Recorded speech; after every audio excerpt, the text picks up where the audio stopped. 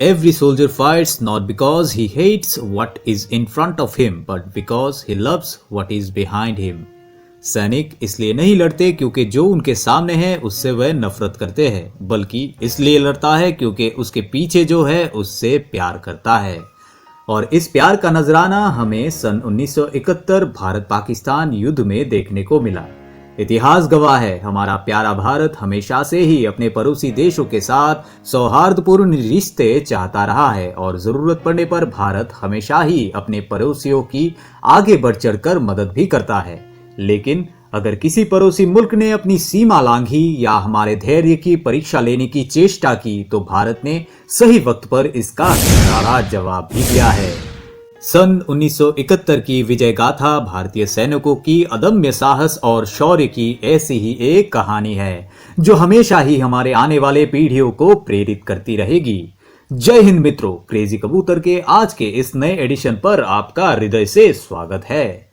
दिन था 3 दिसंबर 1971 का। पाकिस्तान ऑपरेशन चंगेज खान लॉन्च करता है। इंडिया की कई सारे एयरफील्ड्स पर पाकिस्तान एयरफोर्स के द्वारा बम गिराए जाते हैं। अमृतसर, पठानकोट, जोधपुर, अंबाला, आगरा, श्रीनगर जैसे कुल मिलाकर 11 एयरफील्ड्स पर पाकिस्तान के द्वारा हमला किया जाता है। मां भारती के वीर सेनानियों ने इस हमले का मुंहतोड़ जवाब भी दिया था। इसी कड़ी में 16 दिसंबर सन 1971 दुनिया के नक्शे को बदलने वाला दिन था। 13 दिन तक चले युद्ध में भारत ने पाकिस्तान को घुटने टेकने को मजबूर कर दिया, जिसके बाद एक नए देश का जन्म हुआ जिसका नाम दिया गया बांग्लादेश। लेकिन प्रश्न आता है, आखिर इस युद्ध की आवश्यकता क्यों थी? पाकिस्तान ने भारत के ऊपर हमला क्यों किया था? पाकिस्तान और बांग्लादेश के बीच की दुश्मनी का कारण ही क्या था? तो चलिए मित्रों, शुरू से शुरू करते हैं।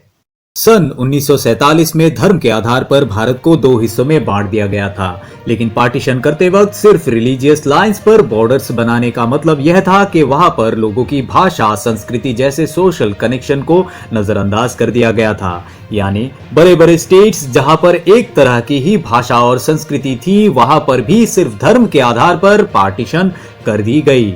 इसका एक बड़ा उदाहरण है बंगाल, जहां का कुछ हिस्सा भारत में और कुछ हिस्सा पाकिस्तान में चला गया। धर्म के आधार पर देश तो बढ़ गया, लेकिन भाषा और संस्कृति का क्या?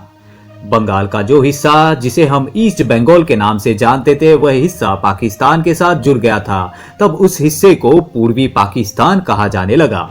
पूर्वी पाकिस्तान के लोगों की भाषा उर्दू नहीं थी बल्कि बांग्ला थी, और उन लोगों की संस्कृति भी उर्दू बोलने वाले पाकिस्तानियों से बहुत ही अलग थी। भाग्य की विडंबना देखिए, जिस धर्म के आधार पर पाकिस्तान परस्त नेताओं ने हमारे भारत के दो टुकड़े कर दिए थे, उन्हीं पाकिस्तानियों ने फिर से उन्हीं के देश पाकिस्तान को भी 2 टुकड़ों में बांट कर रख दिया था। धर्म के आधार पर हमारे भारतवर्ष का विभाजन हुआ था और हमारे पड़ोसी मुल्क पाकिस्तान में एक धर्म होने के बावजूद भाषा और संस्कृति के भेद से पाकिस्तान 2 हिस्सों में बढ़ गया था। एक था पूर्वी पाकिस्तान जो कि मौजूदा बांग्लादेश है, और एक पश्चिमी पाकिस्तान जो कि जिसे हम आप पाकिस्तान के नाम से जानते हैं। मजेदार बात यह थी, पार्टीशन के बाद जो नया पाकिस्तान बना उसमें जो मेजोरिटी एथनिक ग्रुप था वह एक्चुअली में बंगालीज का था। आधे से ज्यादा पॉपुलेशन इस नए पाकिस्तान की बंगाली थी जो ईस्ट पाकिस्तान में रह रहे थे। बाकी बचे वेस्ट पाकिस्तान में पंजाबी, पख्तून, सिंधीस और बलूचीज थे। ज्यादा पॉपुलेशन के बावजूद पाकिस्तान के पावरफुल पोजीशंस पर बंगालीज को नहीं रखा गया था, जैसे कि मिलिट्री, डिफेंस, राजनीतिक जैसे उच्च पदस्थ पोजीशंस पर ज्यादातर वेस्ट पाकिस्तान के लोगों को ही महत्व दिया जाने लगा।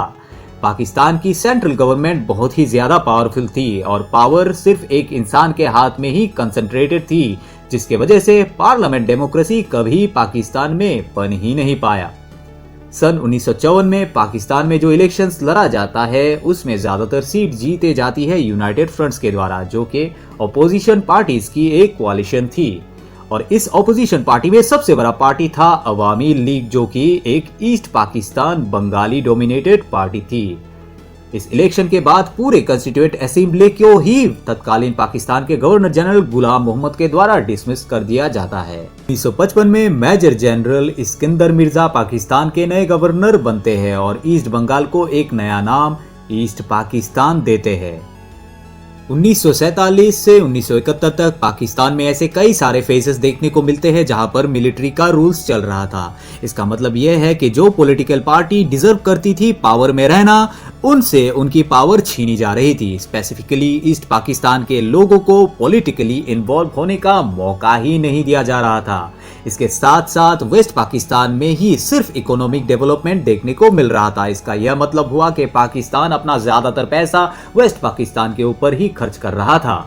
ऐसे ही पश्चिमी पाकिस्तान की ओर से लगातार उपेक्षा, सियासी तिरस्कार और शोषण पूर्वी पाकिस्तान यानी आज के बांग्लादेश के लोगों को मिल रहा था और धीरे धीरे पूर्वी पाकिस्तान तथा बांग्लादेशियों के मन में असंतोष और विद्रोह पैदा हो रहा था।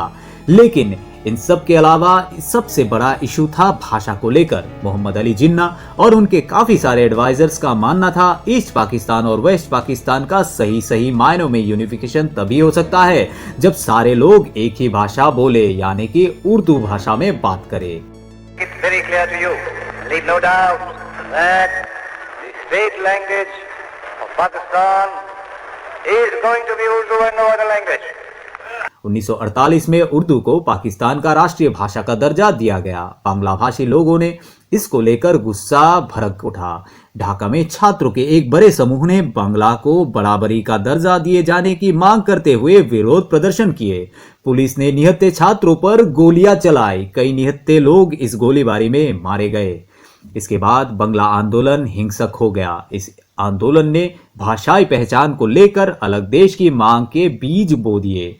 इस आंदोलन ने बंगाली राष्ट्रीय अस्मिता को जन्म दिया और फिर शुरू हुई अलग राष्ट्र बनाने की मांग। इस घटना को नजर में रखते हुए 7 मई 1954 में बांग्ला भाषा को सरकारी अनुमोदन दे दी जाती है। लेकिन इशू यहाँ पर रुकी नहीं बल्कि कहा जाए तो बढ़ता चला गया। जिस घटना ने बांग्लादेश के लोगों को अलग राष्ट्र बनाने पर मजबूर कर दिया वह था 1970 में हुआ पाकिस्तान का आम चुनाव। इस चुनाव के नतीजे ने पाकिस्तान का विघटन तय कर दिया। दरअसल शेख मुजीबुर रहमान की पार्टी अवामी लीग को इस चुनाव में पूर्वी पाकिस्तान में सबसे ज्यादा सीटें मिली, लेकिन पश्चिम में जुल्फिकार अली भुट्टो की पाकिस्तान पीपल्स पार्टी यानी कि पीपीपी को ज्यादा सीट हासिल हुई। पूर्वी पाकिस्तान की 169 में से 167 सीट मुजीबुर रहमान की पार्टी को मिली। 313 सीटों वाली पाकिस्तानी संसद में मुजीब के सरकार बनाने के लिए स्पष्ट बहुमत था। भुट्टो ने चुनाव परिणाम को ही मानने से इनकार कर दिया। इसके खिलाफ 7 मार्च 1971 को ढाका में एक विशाल रैली का आयोजन किया गया और फिर इसके बाद शुरू हुआ बांग्ला मुक्ति संग्राम। सबसे पहले बांग्लादेशी मुक्ति वाहिनी का गठन हुआ। इस पॉइंट पे आते आते बांग्लादेश में रह रहे लोग तब इस्लाम को यूनिफाइंग फैक्टर नहीं देखते थे, बल्कि वह अपने बंगाली एथनिसिटी को ज्यादा इंपॉर्टेंस दे रहे थे और यहाँ से ही नाम आया बांग्लादेश यानी कि बांग्ला बोलने वालों का देश। 7 मार्च 1971 को कैंसलेशन के ऑर्डर दिए जाने के बाद मुजीबुर रहमान तथा अवामी लीग जनता के सपोर्ट में उतरते हैं और वेस्ट पाकिस्तान के खिलाफ नॉन कोऑपरेशन मूवमेंट की घोषणा करते हैं। मुजीबुर रहमान रेस कोर्स के मैदान पर एक ऐतिहासिक भाषण देते हैं। এবারে সংগ্রাম আমার মুক্তির সংগ্রাম, এবারে সংগ্রাম স্বাধীনতার সংগ্রাম। Our struggle is our freedom. Our struggle is for our independence. जय बांग्ला। इसी बीच 10 से 13 मार्च के बीच में पाकिस्तान इंटरनेशनल एयरलाइंस के सारे इंटरनेशनल फ्लाइट्स को कैंसिल कर दिया जाता है और उन्हें ढाका में लैंड करने के लिए कहा जाता है। सरकारी पैसेंजर्स के भेष में आखिर किसको ढाका में ले जाया जा रहा था? वास्तव में यह सब सिविलियन ड्रेस पहन पाकिस्तान के सोल्जर्स ही थे, जिनको तत्कालीन पूर्वी पाकिस्तान की धरती पर लाया गया था एक ऑपरेशन चलाने के लिए। मुक्ति वाहिनी गोरिल्ला ऑपरेशंस कंडक्ट करती है वेस्ट पाकिस्तान के आर्मीज के ऊपर, जो कि ईस्ट पाकिस्तान में तब मौजूद थे। यहाँ पर आते हैं हमारे भारतीय सेना का कंट्रीब्यूशन। भारतीय सेना ने मुक्ति वाहिनी को इस गोरिल्ला ऑपरेशन में ट्रेन किया। इसी वजह से पाकिस्तान ने भारत पर पूर्वी पाकिस्तान के नेताओं को बरगलाने का आरोप लगा। पाकिस्तानी फौज ने पूर्व के हिस्से में रहने वाले आम लोगों पर जुल्म ढाने शुरू कर दिए। लाखों की तादाद में लोग भारत की सीमाओं में घुसने लगे। प्रधानमंत्री इंदिरा गांधी ने ऐलान किया कि बांग्लादेश की लड़ाई अब भारत की लड़ाई है। 25 मार्च 1971 को वेस्ट पाकिस्तान की सरकार ऑपरेशन सर्च लाइट लॉन्च करते हैं, जो वास्तव में एक भयंकर जेनोसाइड प्लानिंग था। इस ऑपरेशन का मूल उद्देश्य था कि जो भी पॉपुलर लोग बांग्लादेश की स्वाधीनता की मांग कर रहे हैं उनको पकड़ के मार डालना। 25 मार्च 1971 रात को हजारों पाकिस्तानी आर्मी की मिलिट्री ट्रूप्स ढाका में मार्च करते हैं। शेख मुजीबुर रहमान को अरेस्ट कर लिया जाता है और उन्हें वेस्ट पाकिस्तान ले जाया जाता है। लेकिन इससे पहले ही शेख मुजीबुर रहमान ने बांग्लादेश को एक स्वाधीन देश होने का घोषणा कर दिया था। यही वजह है कि हर साल 26 मार्च को बांग्लादेश अपना स्वाधीनता दिवस मनाता है। इस ऑपरेशन सर्च लाइट में 30,000 से ज्यादा बंगाली लोगों का मैसेकर कर दिया जाता है, और वह भी सिर्फ एक हफ्ते के ही अंदर। इस ईस्ट वेस्ट पाकिस्तान के कॉन्फ्लिक्ट का एक बहुत बड़ा असर पड़ता है भारत पर। वेस्ट पाकिस्तान के द्वारा किए जा रहे अत्याचार से बचने के लिए 10 मिलियन से भी ज्यादा बांग्लादेशी लोग भारत में शरण लेती है। इसे देखते हुए मार्च 1971 में इंदिरा गांधी ने भारतीय संसद में भाषण देते हुए पूर्वी बंगाल के लोगों की मदद की बात कही। जुलाई 1971 में भारतीय संसद में सार्वजनिक रूप से पूर्वी बंगाल के लड़ाकों की मदद करने की घोषणा की गई। भारतीय सेना ने मुक्ति वाहिनी के सैनिकों को मदद और प्रशिक्षण देना शुरू कर दिया। तत्कालीन प्रधानमंत्री इंदिरा गांधी ने अमेरिका समेत कई देशों का दौरा कर पाकिस्तानी सेना के बांग्लादेश में किए जा रहे जुल्म और नरसंहार के बारे में बताया। हालांकि अमेरिका ने तब भारत की मांग को मानने और पाकिस्तान को रोकने के लिए कोई ठोस उपाय नहीं किया। 13 दिन तक चले इस युद्ध में भारतीय सेना की बहादुरी और शौर्य के सामने पाकिस्तान ने अपने घुटने टेक दिए। 16 दिसंबर 1971 को शाम 4:35 बजे पाकिस्तान के लेफ्टिनेंट जनरल नियाजी ने 93,000 सैनिकों के साथ भारतीय सेना के सामने आत्मसमर्पण कर दिया और भारत के लेफ्टिनेंट जनरल जगतजीत सिंह अरोड़ा के सामने सरेंडर के कागजों पर अपने हस्ताक्षर किए। द्वितीय विश्व युद्ध के बाद का यह सबसे बड़ा सैन्य आत्मसमर्पण था। इसके साथ ही दुनिया के मानचित्र पर एक नए देश बांग्लादेश का उदय हुआ। 1971 के भारत पाकिस्तान युद्ध में भारत की विजय और बांग्लादेश के निर्माण ने पूरी दुनिया में जहां भारत का मान और शान को बढ़ाया, भारत ने यह भी दिखा दिया कि मानवता की रक्षा और अपनी सुरक्षा के लिए वह पूरी तरह से सक्षम और समर्थ है। 1971 में बांग्लादेश का जन्म दुनिया की सबसे बड़ी राजनीतिक घटनाओं में से एक थी। भारतीय सैनिकों ने अपने साहस के बल पर सिर्फ 13 दिनों में पाकिस्तान को घुटने टेकने को मजबूर कर दिया और दुनिया के नक्शे पर बांग्लादेश नया देश बन गया। My people will be eternally grateful to the people and government of India for having stood by us in our darkest hour. Bangladesh stands for secularism, socialism and democracy.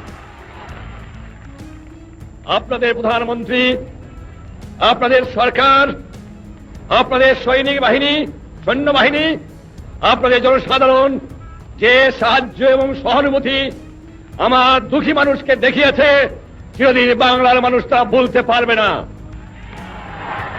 ব্যক্তিগতভাবে আপনারা জানেন আমি পশ্চিম পাকিস্তানের অন্ধকার ছেলের মধ্যে বন্দী ছিলাম 2 দিন আগেও।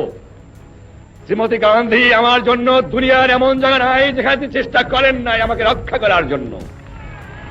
আমি ব্যক্তিগতভাবে তার কাছে কৃতজ্ঞ। আমার 6-7 কোটি মানুষ ব্যক্তিগতভাবে তার কাছে এবং তার সরকারের কাছে কৃতজ্ঞ। तो मित्रों, हम आशा करते हैं कि आपको हमारा आज का यह वीडियो इन्फॉर्मेटिव लगा होगा। तो आज के लिए विदा लेते हैं मित्रों। आप खुश रहिए, हमारा देश भी खुश रहेगा। जय हिंद।